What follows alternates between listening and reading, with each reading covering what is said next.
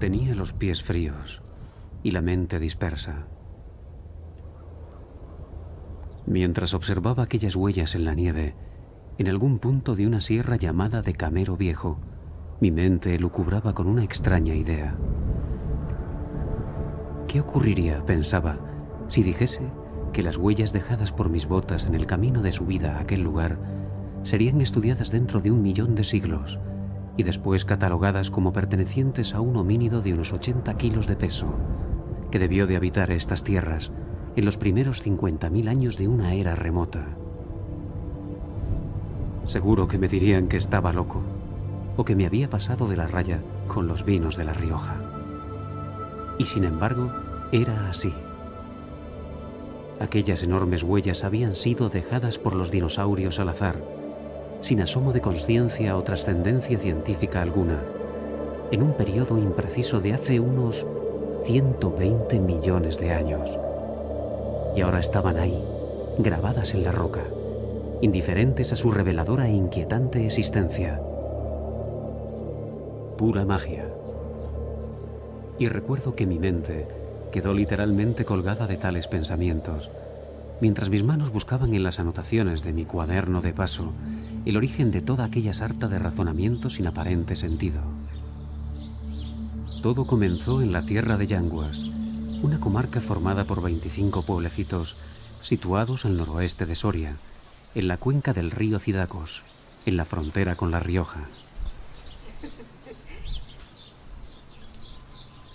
Yanguas, en tiempos cabeza de partido, era un pueblo con un pasado cercano a la leyenda, en donde aún existía ese tipo de personas en cuya memoria parecen encontrar su último refugio las historias y costumbres del viejo mundo antes de desaparecer.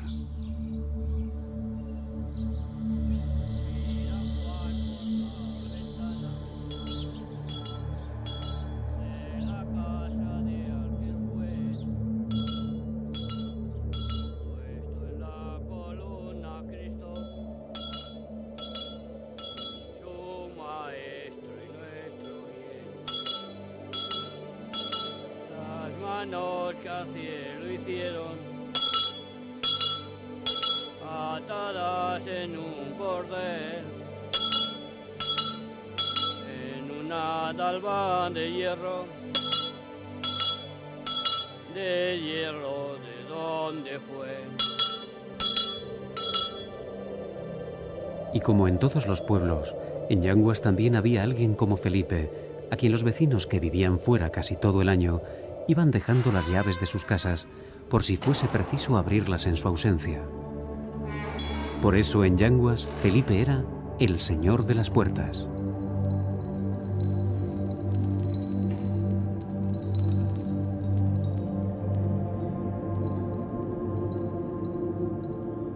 Siguiendo a Felipe al interior de aquella iglesia de finales del siglo XV, llamada de Santa María, mi mente voló tan lejos como le permitió mi imaginación, hasta los albores de la Edad Media. A un mundo en el que Yanguas, que quiere decir puertas, era un punto estratégico vital por ser la frontera y puerta de entrada a las tierras de La Rioja. En él vivieron y murieron reyes, y sus señores, los señores de Cameros, conocieron la riqueza del comercio de la lana y la trashumancia, en los años del honrado concejo de la Mesta, creado por el rey Alfonso X el Sabio en 1273.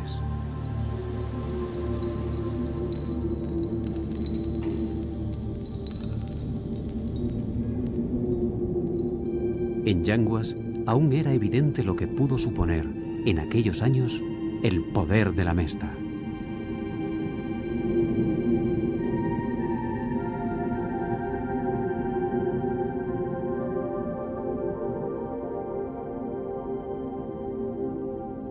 Sobrecogido por el profundo silencio de aquel recinto, me detuve en la capilla del Santo Cristo de la Villavieja y estudié los bellos retablos e imágenes barrocas que la iglesia de Santa María cobijaba. Viéndolas, pensé que habían corrido una suerte que no tuvieron otros pueblos casi abandonados, cuyas obras de arte habían tenido que ser rescatadas y conservadas en el Museo Sacro de Yanguas. un museo que Felipe prometió enseñarme antes de acabar mi recorrido por aquellas tierras.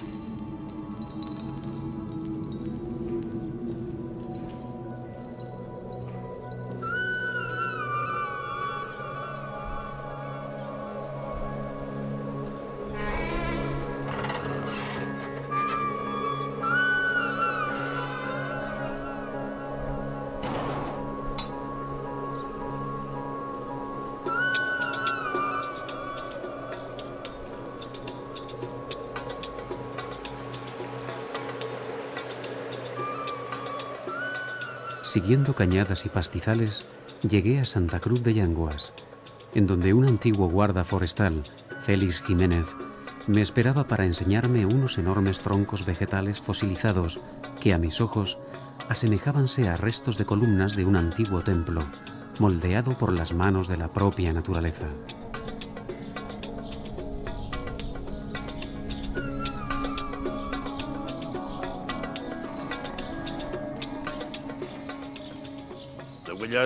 Eso lo he aprendido pues cuando tenía pues ya de 50 años para arriba. Empezaba a ver estas cosas. Antes no. Y en eso, en la transhumancia, pues vi muchas cosas que bonitas y muchas cosas que estaban bien en todos esos aspectos. También Félix ejerció la transhumancia de pequeño, por caminos que dejaron en su mente una forma peculiar de ver el mundo.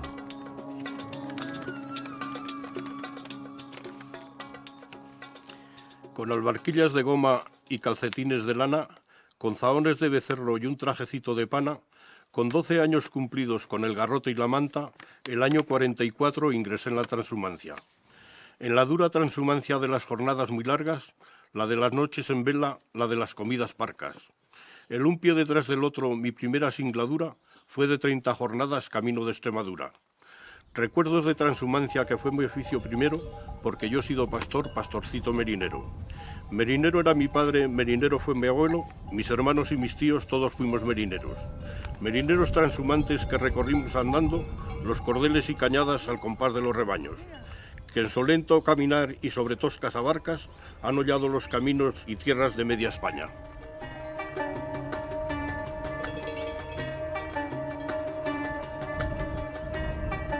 Recuerdo que comprendí su visión poética de aquellos años. Esa especie de añoranza por un mundo que ya nunca volvería. Quizás fuesen los residuos del llamado instinto migratorio, como decían los viejos pastores. Los animales, y yo creo que las personas igual, teníamos ya el instinto migratorio de marcharnos, ¿sí? A mí me ocurrió un caso.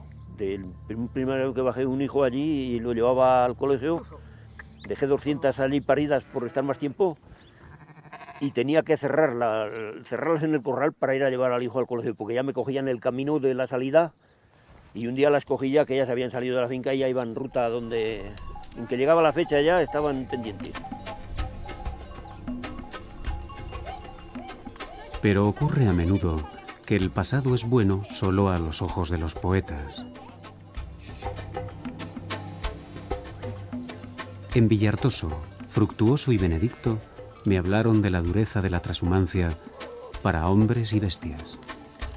También se hacía otra cosa, si había poca comida, se mataban parte de los, sobre todo las primalas, el ganado nuevo que era, se quitaba uno y se le acoplaban 2 madres al cordero y entonces ya, pues entre cuatro tetas, como se suele decir, malo sea que no saldría adelante, si no, pues así se aseguraba uno, de la otra manera a lo mejor se morían los dos. Eran tiempos que marcaron su vida y roturaron sus rostros. Hombre, esclavo de siempre, pero siquiera ahora prospera uno un poco más. Antiguamente no bajaba uno más que hacer el canelo. Bajamos a lo mejor 500 ovejas y a lo mejor subíamos 400 y encima malas. No se echaba de comer nada más que lo que daba Dios de sí. La decadencia de la lana en el siglo XVII culminará en 1836, con la desaparición del honrado concejo de la Mesta. Y aquellas penas del camino tuvieron que repartirse entre pastores trashumantes y emigrantes sin retorno. Oh, muy penoso me cago en él. Y luego lo más malo es tener que llueva y dormir al raso y mojado y todo.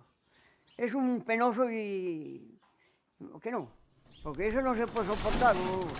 La cantidad de años que yo pude bajar ahí, me cago en Dios.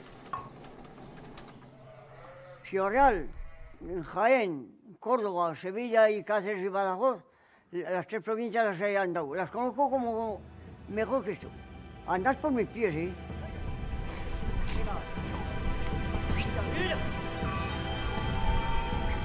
Cuando dejé atrás Villartoso, camino de Bretún, tuve la sensación de encontrarme ante los últimos retazos de una época que unía a aquellos hombres con sus ancestros medievales.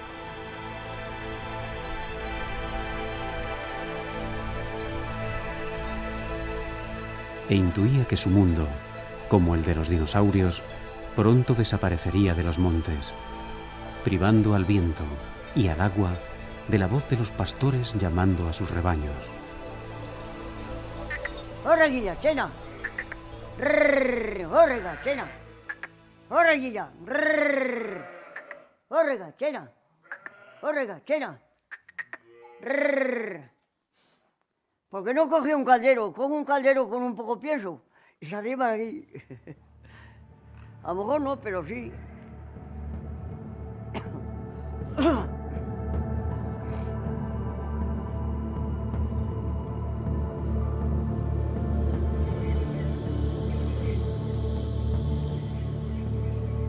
Bretún.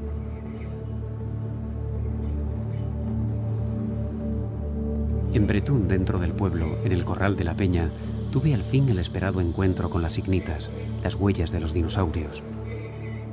Un encuentro guiado por una anfitriona increíble, casi más que las propias huellas.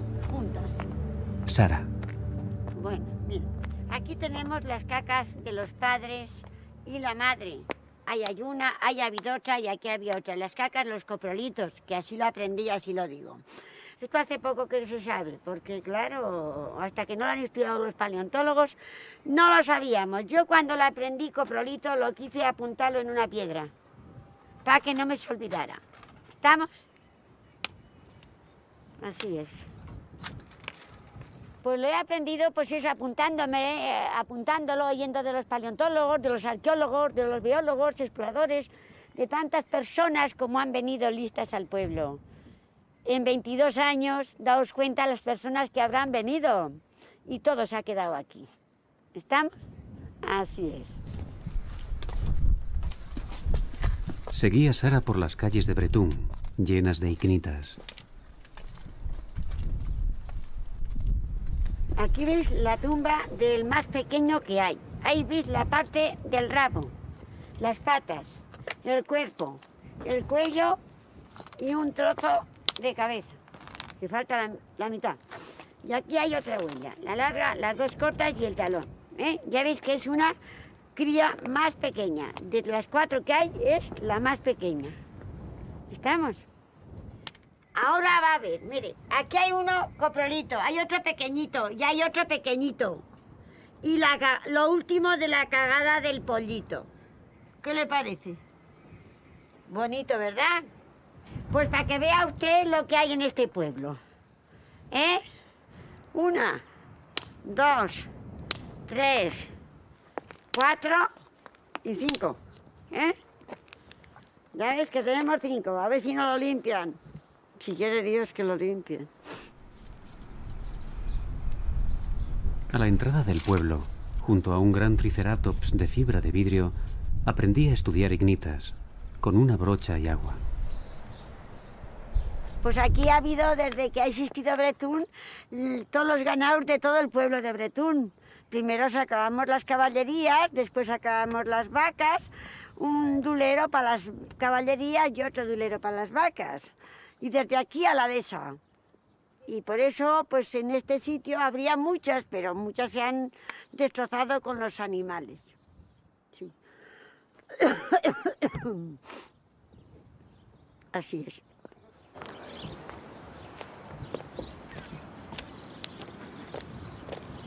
Y aquí tenemos al Triceratops, con P y S la terminación. Es guapo, ¿verdad? Viene mucho personal, mucho todos los días, sábado, domingo, todos los días de la semana, pero sábado y domingo más todavía. Franceses, ingleses, alemanes, de toda clase. ¿Y cómo te entiendes con ellos? Pues a muestras, son muy listos, me aprenden a la primera. Sí, son muy listos. Lo que pasa es una cosa, que ellos no me entienden a mí tampoco. ¿Me entiendes? Así es. Así es. Antes de marchar, quedé con Sara en volver a despedirme al final de mi viaje. Y mientras ella se perdía calle arriba, yo me dirigí a la iglesia de San Pedro, que dominaba Bretún desde lo alto.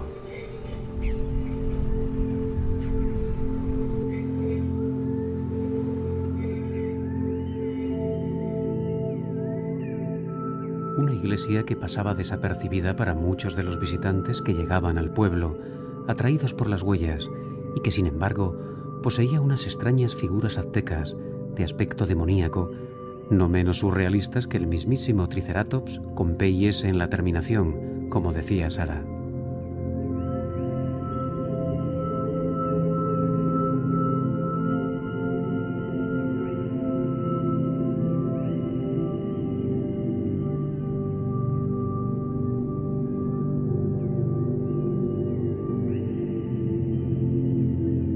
Según cuentan, fueron hechas en el siglo XVIII por encargo de un ilustre emigrante de Bretún a su regreso de México.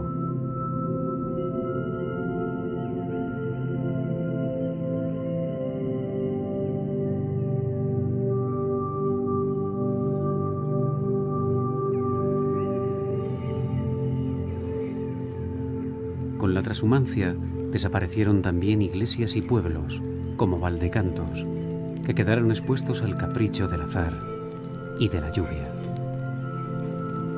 Recordando sus casas derruidas, sus ventanas sin ojos como cuencas vacías, su historia saqueada por la maleza, pensé que había algo más profundo que unía a los dinosaurios con aquellas tierras y con todos nosotros, y que el tiempo no sabría distinguir entre una roca marcada con una huella de otra marcada con un escudo.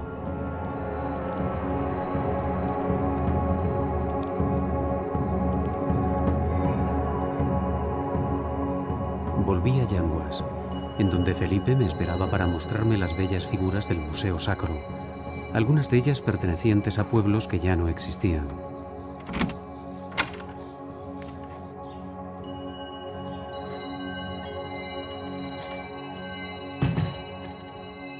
Tallas que, curiosamente, fueron esculpidas entre los siglos XIII y XVIII, precisamente el período de bonanza de aquel honrado concejo de la Mesta, que tanto enriqueció a los señores que habitaron las tierras de Yanguas.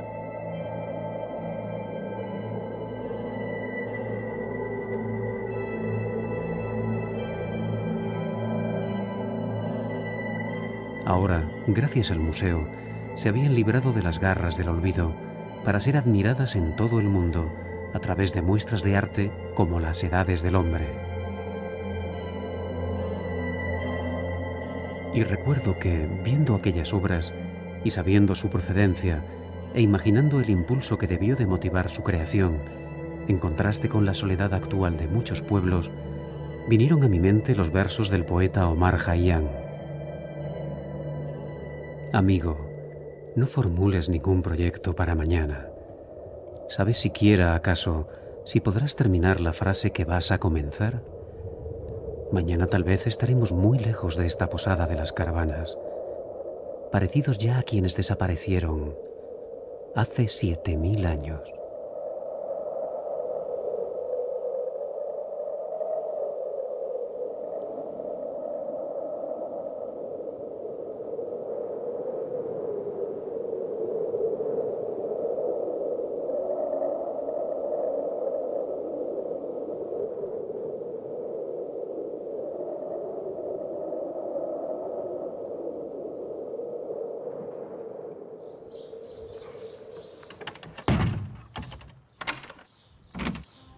Después de dar las gracias a Felipe por el regalo, salí.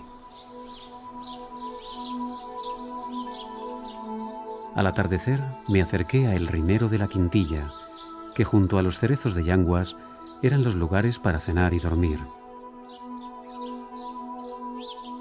Aproveché para hablar con Marisol, la dueña, de asuntos más prosaicos, como el trabajo, los colegios, los niños o la compra.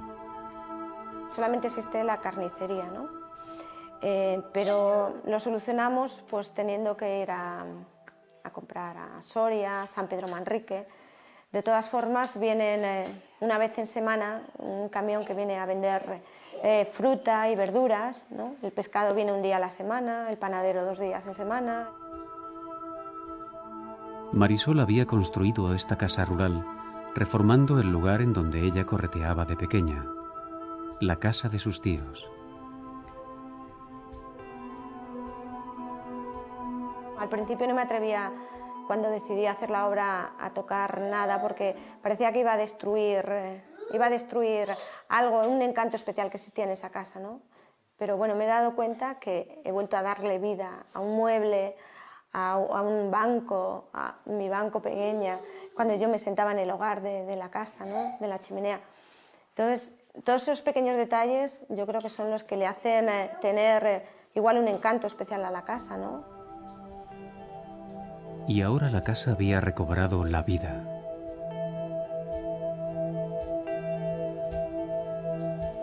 Una vida que aún le faltaba al propio Yanguas, en donde Violeta, su hija, era la única niña del pueblo. Algo muy distinto de lo que ocurría no hace mucho, en los tiempos de los padres de Marisol.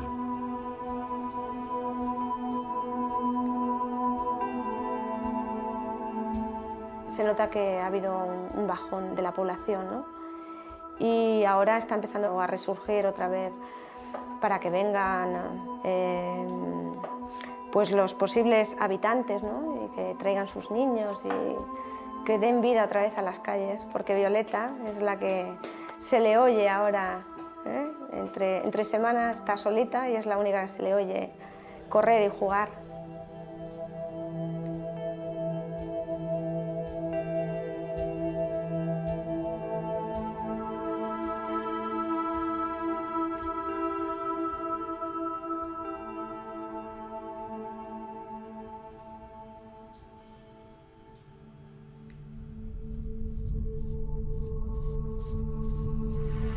Si sigues el curso del río Cidacos, una vez pasado Yanguas, entrarás en La Rioja.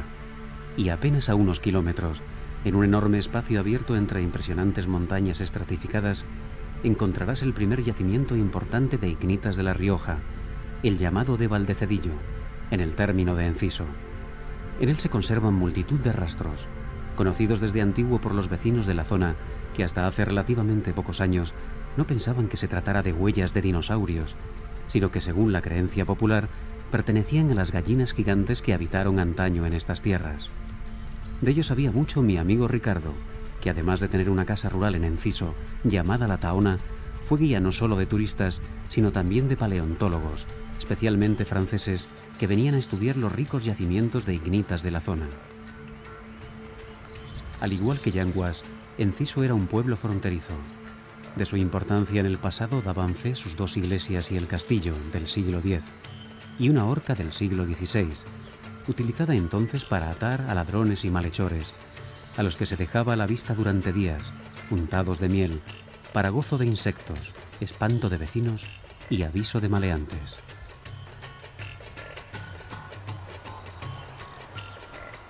Yo soy de aquí, pero por cuestiones de trabajo tuvimos que marcharnos a Arnedo y en el año 90 es cuando decidimos volver otra vez al pueblo. En ese momento la decisión fue un poco dura, en el pueblo no había ningún alojamiento, tampoco había mucha experiencia en turismo y a partir del 91, que fue cuando compramos la casa, tomamos la decisión de hacer una casa rural.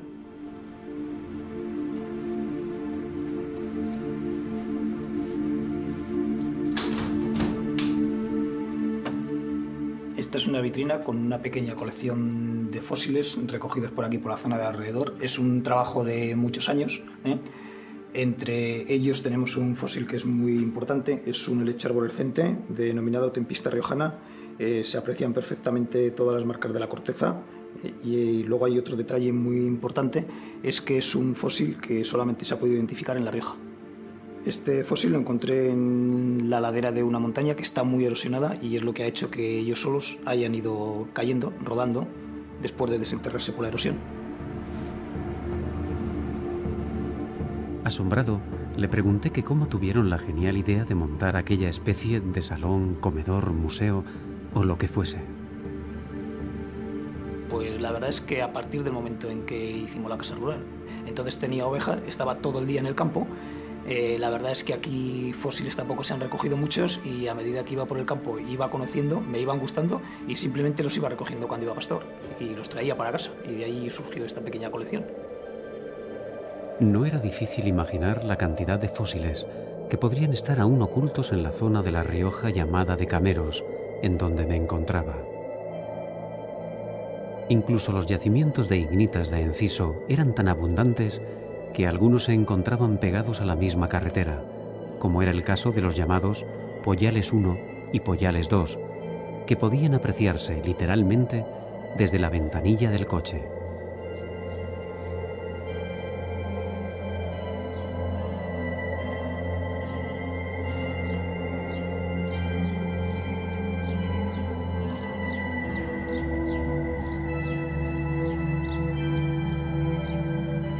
El motivo era que hace 120 millones de años aquella zona había sido parte de un fértil y enorme terreno pantanoso, anegado por las aguas, en cuyos márgenes quedaron moldeadas las huellas de las grandes especies de dinosaurios que lo habitaron.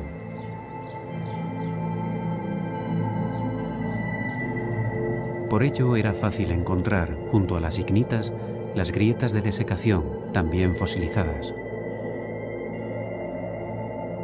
De la cantidad de vida que debió de cobijar aquel mundo, hoy apenas imaginable, eran prueba evidente la gran variedad de fósiles y huellas que aparecían por doquier.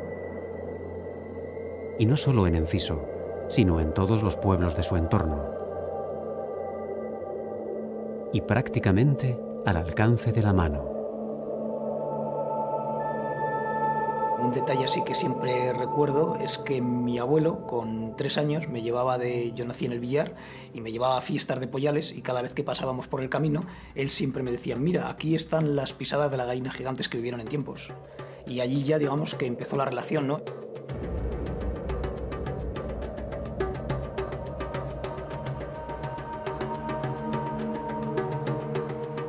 En Valdecedillo, dentro del parque temático en desarrollo, pude hacerme una idea del tamaño de los dinosaurios a los que pertenecían las pisadas.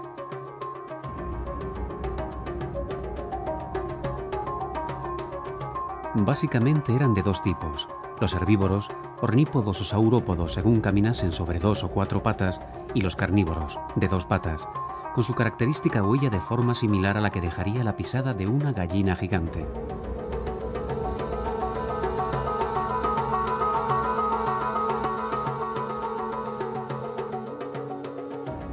Si las huellas se habían conservado tantos millones de años, era gracias a que fueron cubiertas por otra capa de tierra también fosilizada. Así se formaron contramoldes, como los que había en el Museo Paleontológico de Enciso. Mira, estas son las huellas que te quería enseñar. Estos son los contramoldes que normalmente recogemos en el campo, que ellos solo se han despegado de los yacimientos por la erosión, y aquí, como podemos ver, hay tanto de carnívoro como de herbívoro. Todos estos moldes son los que se encuentran por el campo, sueltos, y nosotros los traemos aquí, que es donde deben estar recogidos. En los contramoldes se encontraba una clave fundamental para la conservación de las huellas, como comprobaría en otro yacimiento, el de los Cayos, en Cornago.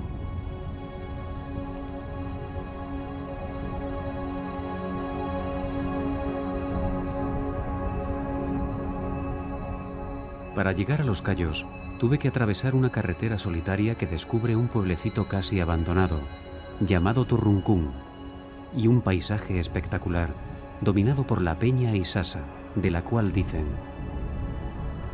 a la Peña Isasa muchos la ven, pero pocos la pasan, y a una vieja que la pasó, el diablo se la llevó.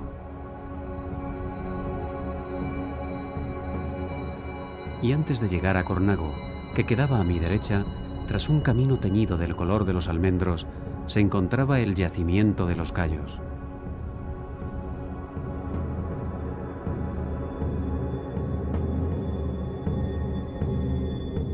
Allí, bajo una cubierta metálica, pude ver las pisadas de un gran carnosaurio, que según calculaban debió de tener entre 5 y 6 metros de longitud.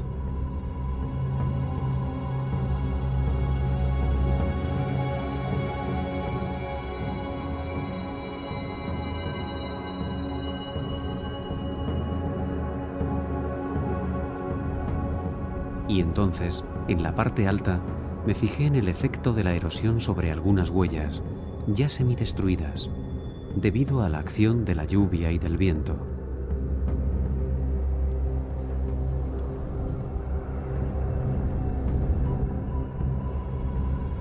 Aquello evidenciaba la fragilidad de las ignitas una vez que eran dejadas a la vista, sin la protección natural de los contramoldes.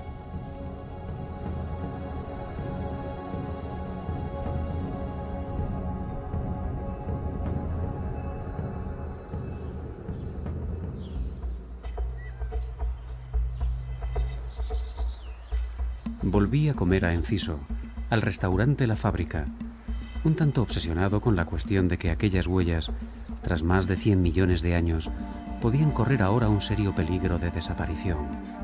Y no solo por la acción de la erosión, sino por el creciente interés que despertaban.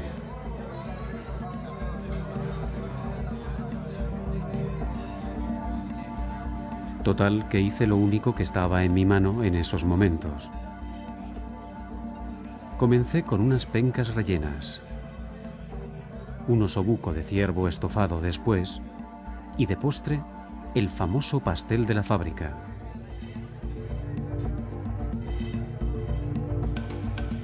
Después, más relajado, bajé a la cocina a felicitar a Marisa, y de paso, a ver si me enteraba del secreto de las pencas rellenas. A ver, las pencas las hemos cocido previamente y después le ponemos una capa de queso, en este caso es de queso de Idiazábal, porque el ahumado le da un toque muy bueno, y después las rebozamos.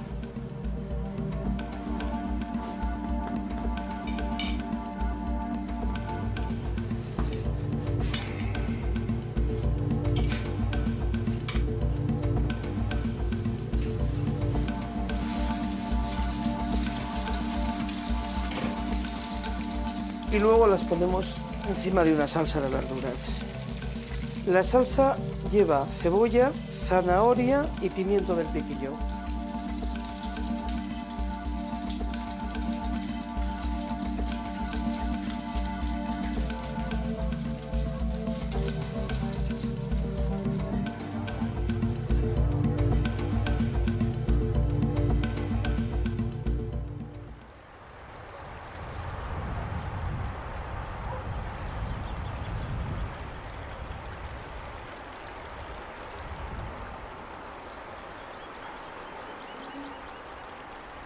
Salí del restaurante y anduve hasta la ermita y el puente de la Concepción, a donde, según cuentan, bajaban antiguamente los novios de Enciso a hacerse las fotos de boda, con el río, la iglesia y el castillo al fondo.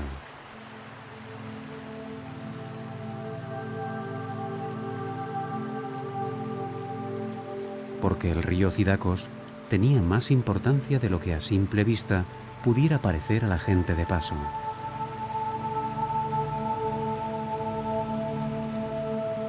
El río Cidacos era determinante en muchos aspectos de la vida social y económica de aquel rincón de La Rioja, como pronto iba a descubrir.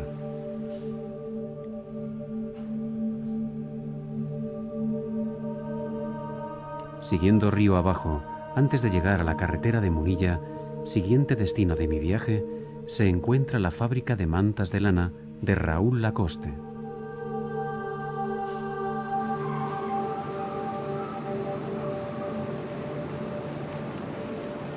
La fabricación de mantas tenía que ver directamente con el pastoreo, porque la manta que salía de esta fábrica era la típica de cuadros que han utilizado los pastores desde siempre, que a menudo era conocida como la munillana. Sin embargo, la producción de lana en la zona nunca fue mucha, y además era de lana churra. Para trabajos más finos tenían que traer la lana merina de Castilla o de Extremadura.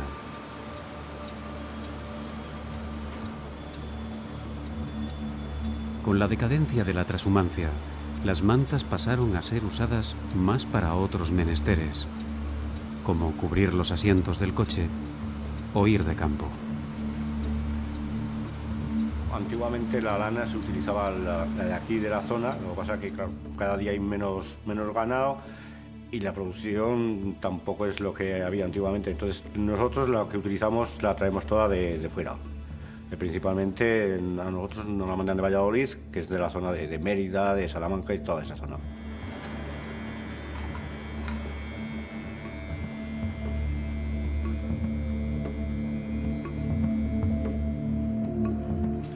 Antes que Raúl, dirigió la fábrica su tío, Jesús Marín.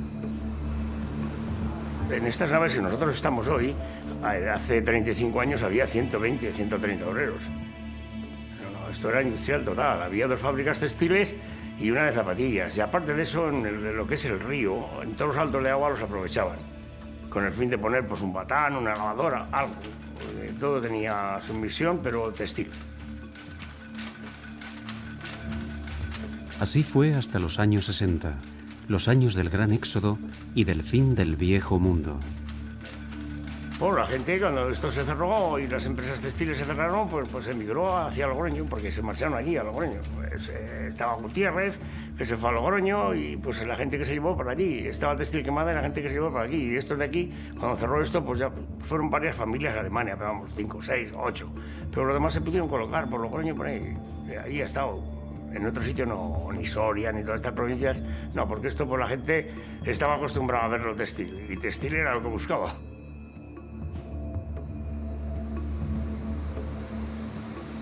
Munilla era igual, Munilla era otro pueblo exactamente el mismo que Enciso. Lo que pasa es que no ha quedado nada en ningún sitio. Todos los que había aquí grandes, pues por desgracia, pues han cerrado todos.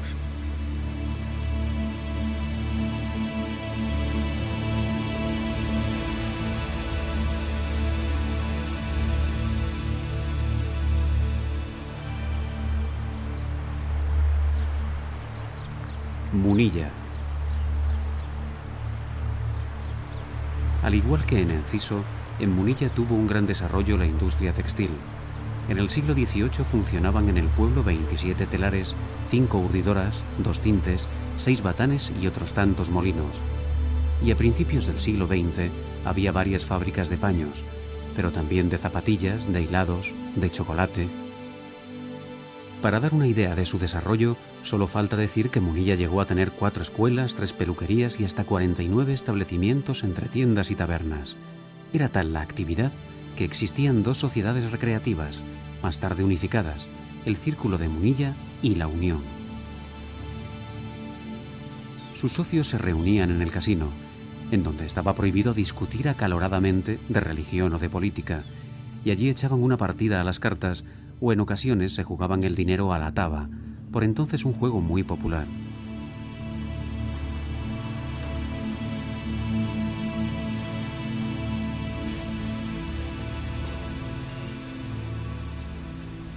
En los bajos del casino había un teatro, que aún se conserva, en donde se representaban zarzuelas, comedias, y a partir de 1931, con la compra de un cinematógrafo, se proyectaban también películas todos los sábados y domingos, de 7 a 9. Estos datos tenía yo en la cabeza cuando recordé las palabras de Ricardo, de Enciso, que decía que hoy venían a tocar a 4 buitres por habitante. Porque todo el dinamismo de la vieja sociedad de Munilla se reducía ahora al puñado de personas que cabían en el bar del casino aquella noche. En total, unos 40 habitantes, mal contados.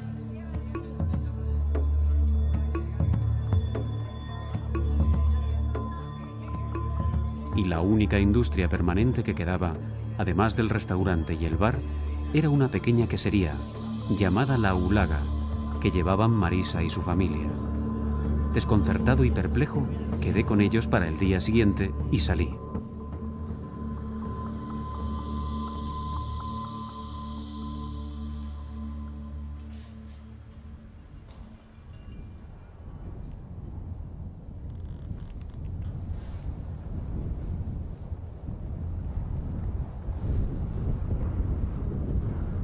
A la salida de Munilla, en un lugar dominado por los buitres y el silencio, en la cima de la Peña del Cuervo se encuentra el yacimiento de ignitas de Peñaportillo.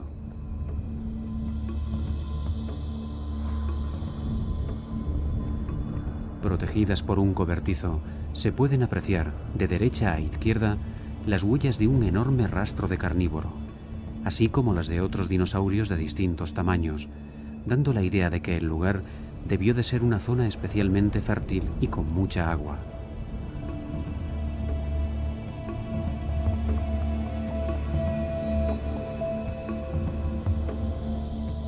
Viéndolas, pensé que era una paradoja que, tras el hundimiento económico de la zona en los años 60, los pocos habitantes fueran a depender ahora del turismo y de algo que había estado ahí desde siempre.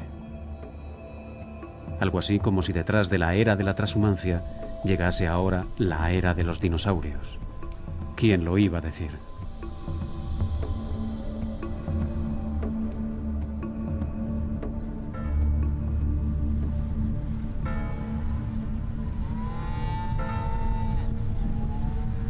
A la tarde me dirigí de nuevo a Munilla, en donde me esperaban Marisa y su marido Juan Carlos.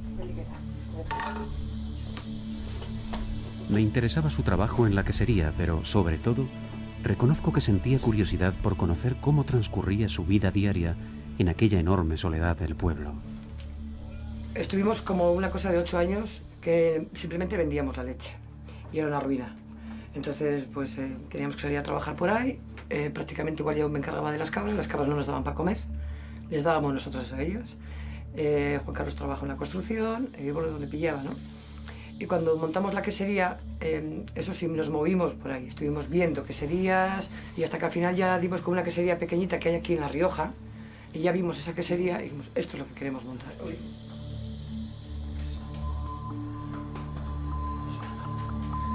Pronto comprobaría que las cabras no dejaban mucho tiempo para otra cosa. Me gustaba el vivir en el campo y del campo.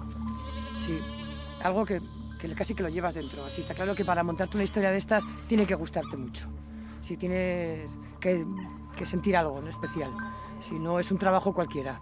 No es lo mismo trabajar con máquinas. Cuando trabajas con animales, pues bueno, pues hay que tener mucho cariño, mucho cariño a la historia. Juan Carlos se ocupaba de los quesos y Marisa y su hermano Sergio de la leche. Tenemos unas 170 cabras en total, lo que es rebaño, y en ordeño ahora mismo hay unas 80 cabras. La cabra para dar leche primero tiene que parir. Entonces normalmente le paren en enero, a primeros de enero, le criamos el cabrito, que se tiran un mes o así con los cabritillos, y ya después pues a tirar de teta. Primero limpiamos las ubres, pues con agua, por lo general hacemos con agua tibia y con tomillo. Algunas veces lo hacemos con agua tibia con caléndula. Luego sacamos el chorro de leche, pues para controlar un poquito la calidad de la leche, por si hay alguna infección mamaria y tal, y no enganchar la ordeñadora para no fastidiar el resto de la leche. Luego lo demás, pues el secado, pues para que todo ese barrillo que las cabras al tumbarse en el suelo, pues acaban cogiendo, les pasamos el trapo, porque con eso lo limpiamos. La base es para que la leche vaya a la quesería lo más limpia posible, vamos. El sistema que hacemos ahora de ordeño mecánico, pues es nuevo, pues lo digo ahora. Nos hemos tirado durante 15 años prácticamente ordeñando a mano. Así hemos pasado un poco del medievo, de la época medieval, pues a la revolución industrial. Esta está preñadita, a puntito de parir, a ver. Pues me queda poquito ya. Está bastante dilatada arriba. Y tú tranquila, chica, que se hace hermosísima. Y así, todos los días.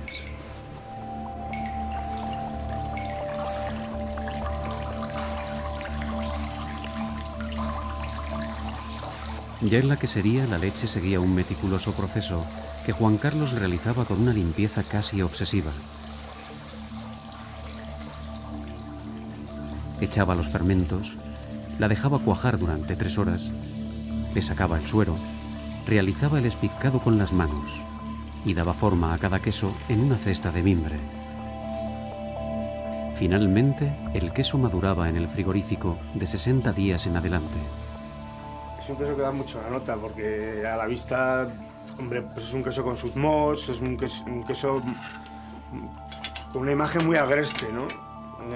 Que la gente muchas veces te dice, hombre, si parecen piedras, ¿no? Parecen panes enmohecidos o...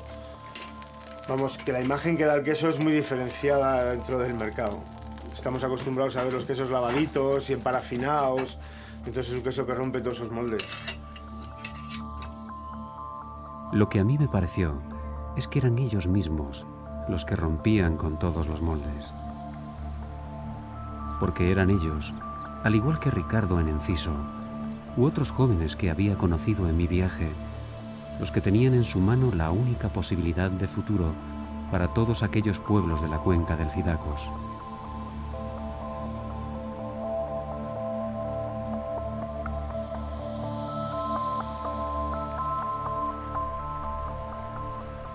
Continué mi camino, siempre río abajo, buscando el lugar en donde dar descanso a mis huesos después de tanta caminata por aquellos desolados y al mismo tiempo extrañamente bellos paisajes, en donde surgían, como setas, las huellas de los dinosaurios.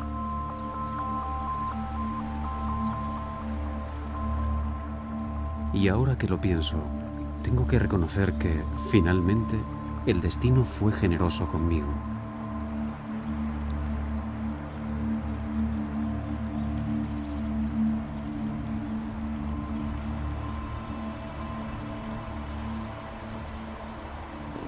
Mi familia, los Martínez de Pinillos y sus herederos.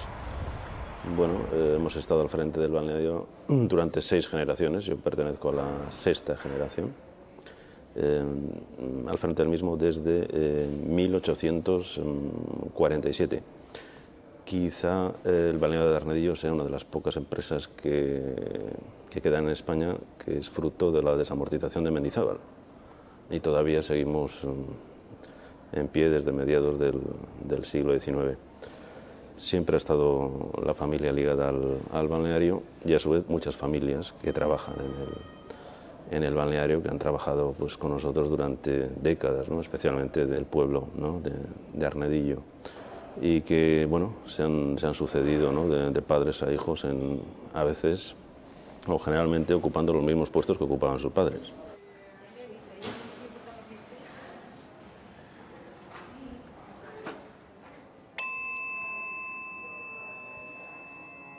Despertar en las instalaciones del balneario Spa de Arnedillo, después de haber estado en pueblos como Enciso o Munilla, rodeado de cabras, era algo absolutamente surrealista. Recuerdo que me sentía, más o menos, como cuando estás viendo una película en la tele y alguien, de repente, te cambia de canal.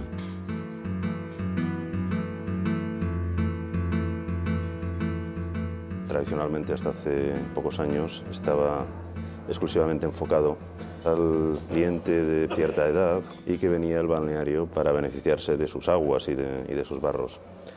Esto sigue siendo así, pero en los últimos 5 o 6 años se ha añadido otro tipo de cliente, los compra-descanso, los llamo yo, que son clientes que no tienen una dolencia específica, pero sí son personas, la mayoría, pues, que necesitan desconectar de sus vidas agitadas, ¿no?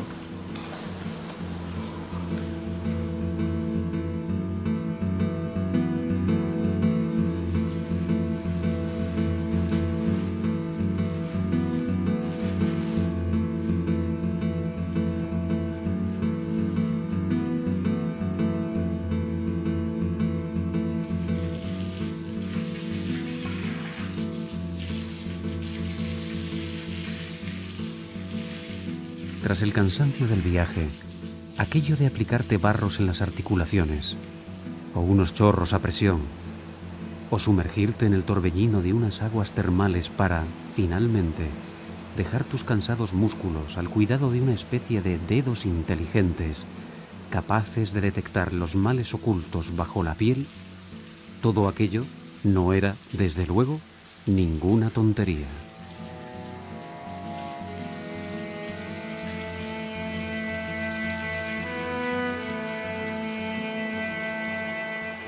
Después creo que me dormí, o que, si no fue así, debí de haberlo hecho, porque mi memoria se siente incapaz de distinguir si ese recuerdo forma parte de la realidad o del sueño.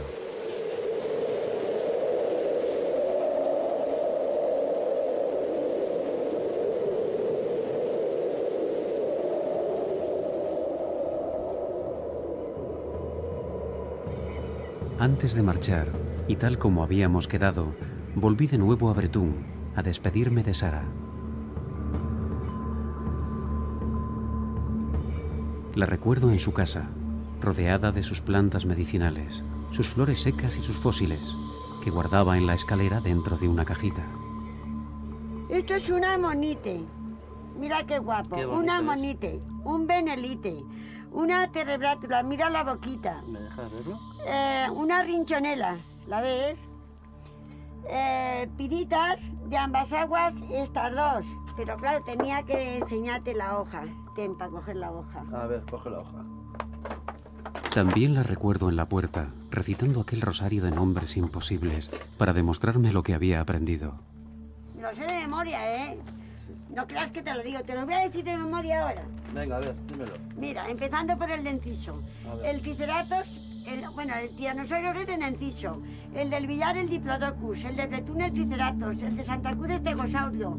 El de Garray, Coritosaurio. El de la Ventosa, Trocodonte. El Broncosaurio, el maíz, el esqueleto. Y ya no hay más que otro que no está puesto. Ay, qué pobres padres, ¿verdad, hija? Y la recuerdo al fin emocionada, hablando de sus padres. Más que mi padre. Ay, mi madre, ay, mi madre. ¿Qué dirían si te vieran ahora enseñando todo esto? Pues nada, ¿qué van a decir? Que hago lo que no hace nadie. Lo que no hace nadie, ¿eh? Por la voluntad de las personas que han venido, lo he hecho 22 años. ¿Qué te parece? ¿Lo haría alguien? No lo hacía nadie más que yo, ¿verdad que sí? ¿Verdad que sí? Lleva razón. Pues ¿qué vas a hacer? Así es la vida. ¿No me entiendes? Con aquel encuentro con Sara terminaban mis anotaciones. Cerré mi cuaderno de paso y quedé pensativo, preguntándome cómo empezaría el relato de mi extraño viaje a través de aquellas tierras con nombres de cuento, como Yanguas o Bretún, habitadas por gentes que vivían en pueblos solitarios y que sabían historias que ocurrieron hace 100 millones de años. Historias de un mundo misterioso, tan antiguo como el tiempo. Historias de cuando las gallinas gigantes dominaban la tierra. Así es.